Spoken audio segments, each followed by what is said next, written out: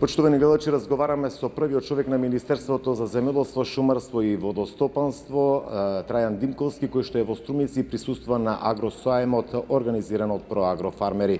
Со него ќе разговараме на повеќе актуелни теми. Министре, колку ваквите сајмски манифестации може да придонесат за промоција на градинарското или впрочем земјоделското производство на земјава, но и негов развој? Токму една од првите промени кои што ги направивме, значи кога дојдовме промени велам во програмата за рурален развој, една беше согледувањето на локалните манифестации, кога тогаш се финансира со една листа од 2013 година. Затоа промената е во тоа што сега секоја година отвараме јавен повик каде што земјоделските здруженија, општините, задругите, сите оние кои работат во сферата на земјоделство и руралниот развој можат со апликација да достават каде што би добиле финансиска поддршка од до 2000 евра. Оваа година, значи ако споредиме минатата, имавме околу 35, оваа година веќе 47 локални здруженија кои што имаат добиено финансиска поддршка до 2000 евра и одржуваат вакви манифестации. Значи ова е убав еден пример за агросајмот, имаме локални манифестации каде што се денови на мед, имаме локални манифестации на локална трпеза, односно производство на храна, се со цел да очекуваме да што е можно повеќе локалните здруженија да ги ставиме во функција, а преку локалните здруженија и локалните производители. Ке напоменам само дека пред 2-3 недели се донесе правилник за флексибилност, каде што овозможува токму на малите, во овој случај производи од сточарско производство, им овозможува продажба на фарма, секако со минимум исполнети услови за здравствено исправна храна. Во моментот се подготвува и нов правилник за флексибилност, каде што на растителното производство ќе му дозволи едни вакви преработки во домашни, да кажеме така, услови, сепак со минимум задоволување на здравствено исправните услови, што очекуваме да самите производители додат една додатна вредност на својот производ и го изнесат на локалниот пазар. Зборуваме ова дека нашите производи ќе бидат достапни на локалниот пазар, каде што домашните потрошувачи, гостите, туристите ќе може да ги купат. Министре, неодамна почнавте со распределба на картичките за зелена нафта. Ќе има ли модификација на начинот на распределба со оглед дека зелена нафта не може да добија сточарите, земјоделците кои што не добиле субвенции, ќе се прошири ли опфатот на фармери кои што треба да добијат зелена нафта? Вака, значи ова е прва година во која што знаевме каква мака имавме едно година и пол се беа подготовките кога ги започнавме, тоа подготовките кога велам беа со промени на законот, со изработка на методологијата како да се поделат, потоа имавме тендерска постапка, се она што следи, за да пред месец дена веќе започнавме со првата активност, односно распределба на зелените картички и точење на зелената нафта, како што ја велиме. Законот дава можности од 30 до 50% од цената која што е годината да биде субвенционирано. И само да напоменеме дека ова е една прва мерка каде што интервенираме директно со производ, да кажеме дека сите финансиски поддршки одат со исплата на пари, овдека се тргне со една ваква идеја за да земјоделците можат да си земат нафта и да го поевтинат своето производство. Во делот околу дали сточарите добивале или не, можем да кажем дека сите производители на фуражни храна исто така се вклучени во калкулациите и методологијата за добивање на зелена нафта, односно картичкиве, што значи дека на ваков начин сточарите кои имаат свое фуражно производство, имаат поледелско производство, се вклучени во распределбата. Оставаме простор секако да ги видиме реакциите, резултатите кои што ќе ги постигнеме за зголемувањето на опсегот, значи од 30 да видиме колку ќе може финансиски тоа да се за следната година се покачи, опфатот секако дека е оставен во разговор за она доколку имаме нешто, а веќе со ваквите теренски посети можем да кажем ни укажа дека иако ораницата е субвенционирана во програмата, но не е опфатена во зелената нафта, но сепак, како што рековме, прва година има можеби мали некаде пропусти кои што со работава за следната година ќе ги надминеме сите тие. Со појавата на болеста африканска чума кај свињите или претежно во регионот, кои мерки ги превзема владата, но и значи ли тоа дека домакинствата не смеат да чуваат свиња во домашни услови?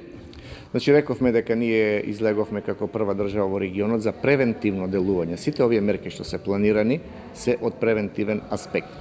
Само ќе ги повторам делот за клучоците кои што пред 2 недели на седница владата ги донесе, бидејќи извор на пренесување на африканска свинска чума може да бидат од неколку работи. Значи, тоа е пред се дивата свиња. Исто така човекот при патувањето може да ја пренесе, но да напоменеме дека воопшто не е никаква, не е штета, не боледува човекот, значи единствено што ги напаѓа е свињите и за жал, значи од ова болест нема вакцина. Она што следи после тоа со појава на африканската свинска чума следи уништување на вкупната производство кај фармерите. Зошто и вака направивме една градација, односно вклучивме и порано 60 дена да започне ловната сезона. Веќе минатиот викенд имаме одредени активности и случувања, некаде околу 100 диви свињи се застрелани и тоа секојдневно го работат ловните здруженија. Таму каде што немаше концесионери, владата ги додели на јавното предпријатие Македонски шуми, кои што ќе издаваат дозволи на ловци кои што сака да одат во лов. И пак ќе кажам, значи, работите кои што ги направивме е да Министерството, кое што ние го одработевме веќе на последната владина седница, изменивме програма, каде што се ставија финансиска поддршка до 3000 денари, доколку земјоделецот ја предаде свињата во регистрираните кланици, каде што за тоа ќе си добие одредена вредност на свињата и плюс дополнителни 3000 денари со цел она мотивација кога велиме за да не има одредена загуба ако ја планирал да ја чува уште месец-два. А зошто е ова вака? Бидејќи токму малите фарми кои што немаат основни биосигурносни мерки се потенцијална можност за зараза, лесно пренесување на африканската свинска чума, додека големите веќе фарми тие веќе си превзема она максимална безбедност, бидејќи се работи за скапи бизниси, се работи за големи инвестиции, но и се работи за една постигнување на една врвна генетика која што имаме ние во нашите фарми. Инаку, само да дадам еден податок, значи од 1 до 10 свињи имаме околу 1800 фарми. Тоа е една бројка во која што може да биде она првичната зараза да се појави, односно болеста. И затоа сакавме да ги мотивираме земјоделците. Сега кога зборуваме за едно вакво во случај на појава, значи до 3 километри радиусот се уништува се без разлика тоа дали е заболено или не. Инаку станува збор за една болест која може да нанесе сериозна економска штета. Само да подсетиме дека во Бугарија ја има, каде над 500 милиони евра е економската загуба. Во Србија е веќе појавено, но на последниот состанок со министерот за земјоделство Бранислав Недимовиќ разговаравме дека тие веќе брзо имаат дејствувано и го имаат локализирано. Сега работат на реонизација каде што ќе може да почнат да извезуваат свинско месо, бидејќи знаете кај нас веднаш АХВ превзема забрана за продажба на сточните пазари, забрана за увоз од Србија и Бугарија, Романија, каде што е веќе појавено. Така да сите овие активности се во насока на превентивно делување, се со цел да не дозволиме да се појави, а во случај на појава да не дојде до едно масовно распространување, туку со една брза интервенција да се сузбие. Министерството преку своите програми доделува средства и за развој на локалните самоуправи пред се во руралните подрачја преку програмата за финансиска поддршка во и рурален развој. Очекувате ли подинамичен развој на руралните средини во земјава? Токму тоа е и целта на програмата за рурален развој, каде што преку општините се делува, односно преку буџетот на Министерството, се делува за поддршка на изградба на локални патишта, водоводи, канализации, патеки. Тука може да дојдат и плоштадите кои што ги имаат во помалите општини. Сега генерално земено некаде околу 38 милиони евра е вкупната апликација од сите општини. Тоа се 202 проекти кои што се одобрени. Во моментот се потпишаа договорите, сега општините одат во постапка за јавни набавки. Само да кажам дека следната недела ќе бидат потпишани првите 10 договори со општините кои веќе ја завршија постапката, со што се создаваат услови за 20% авансно финансирање на самите проекти, каде што веќе би започнале. Инаку што се однесува до општина Струмица, вкупната вредност на одобрени за сега средства се 40 милиони денари и се работи за канализациона мрежа во село Велјуса, потоа во Горно Балдовци поврзување на патот, така да тие се проектите кои што ќе бидат реализирани во општината. Пред неколку месеци Факултетот за земјоделски науки и храна од Скопје изготви стратегија со мапирање каде што треба да се подигнат откупни центри, преработувачки капацитети, но сушари и се она што е во функција на земјоделското производство за да има додадена вредност. Колку ваквата стратегија може да се имплементира на терен? Видете вака, ако само ова е една од мерките кои што се работи преку Министерството, секако дека со ова се очекува подобрување на животот, односно на условите, зачувување на животната околина, а со самото тоа и оној дел кој што многу ни недостасува кога зборуваме ние за земјоделство, а тоа е токму и руралниот развој преку руралниот туризам и можностите за гостите, странците кои ќе доаѓаат тука за да имаат една друга прилика да се запознаат со една рурална Македонија, ако може така да се каже. Инаку, од другите програми, само би искористил прилика да кажеме дека исто така преку директниот буџет од Министерството за земјоделство, преку планските региони, веќе огласот е завршен, каде што се дозволени она макадам локални патишта во пристап до земјоделско земјиште, кој исто така е битен елемент во транспортот на земјоделските производи од самата нива, дали ќе биде тоа до откупниот центар, дали ќе биде до дома каде што ќе се класираат и селектираат, така да со овие програми очекуваме подобрување, значи не само на стандардот, односно на животните услови кај руралното население, туку и една економска придобивка во очувување на квалитетот после бербените активности кои би придонеле на крај за една подобра цена кај земјоделците.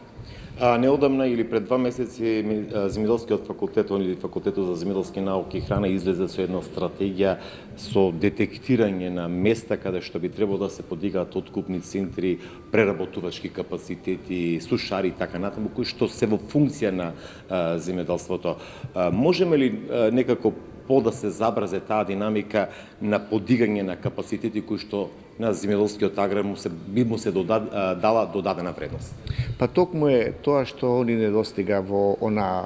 наше примерно производство, токму за доработките, кога велам доработки, тоа значи после бербени активности, дали е тоа разладување, пакување, сортирање, кое што би се класирале за намена на одреден пазар. Ке напоменам дека од анализата која што имавме, веќе се следи и еден проект кој што го имаме преку со Светска банка кој што се планира, значи некаде околу 46 милиони евра треба да биде вкупниот, инаку тоа е грант, односно тоа е кредит, а инаку се работи за проектот е со наслов модернизација на земјоделството, каде што се планират откупно-дистрибутивни центри, каде што се планира едукацијата само со земјоделците, каде што се планира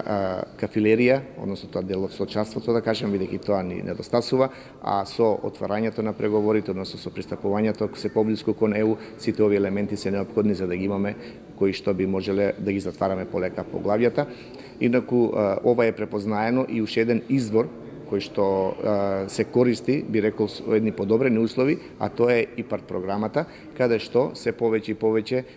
средни фирми влегуваат во дополнителни инвестиции во ладилници, влегуваат во инвестиции посебни за чување на, дали се тоа овошните или пак зборуваме за градинарски производи. Знаеме дека многу тешко е и тоа е најголемиот проблем кај овоштарите, посебно или кај градинарите, каде што од нива треба да го продаде. И кога веќе имате една таква понуда на пазарот, трговците се во една попривилегирана ситуација, да кажеме, кои што едноставно може да играат со времето, може да играат со кога да се бере, кој ден да се направи бербата, а сепак тие квалитети знаеме дека треба да достигнуваат одредена технолошка зрелост и потоа го губат квалитетот. Со таа намера велам дека искористувањето на ИПАРД програмата се значително се подобрува. Направивме одредени промени во делот во Законот за Агенцијата за финансиска поддршка, само би искористил прилика да спомнам неколку, а тоа е дека нема да се примат празни апликации, мора да бидат комплетни, затоа се губеше многу време со дополнителни документи, значи сега при апликациите документацијата мора да биде целосно комплетна или ќе биде одбиена. Исто еден проблем кој се јавуваше со години, односно од почетокот на ИПАРД, во случај на одредени пропусти, да кажеме, во имплементирање. Тие пропусти не значи дека се од фирмата, туку да бидат, може да бидат од некој кој ја изведува таа работа, може да бидат со каснење на рокови и слично, и самите инвеститори, односно фирмите, ја губеа целосната поддршка. Сега е дозволено, значи во случај на мали вакви пропусти до 5 или до 10% за да сумата биде одбиена, а остатокот од средствата да биде исплатена. Димковски, јас ви благодарам на ова интервју.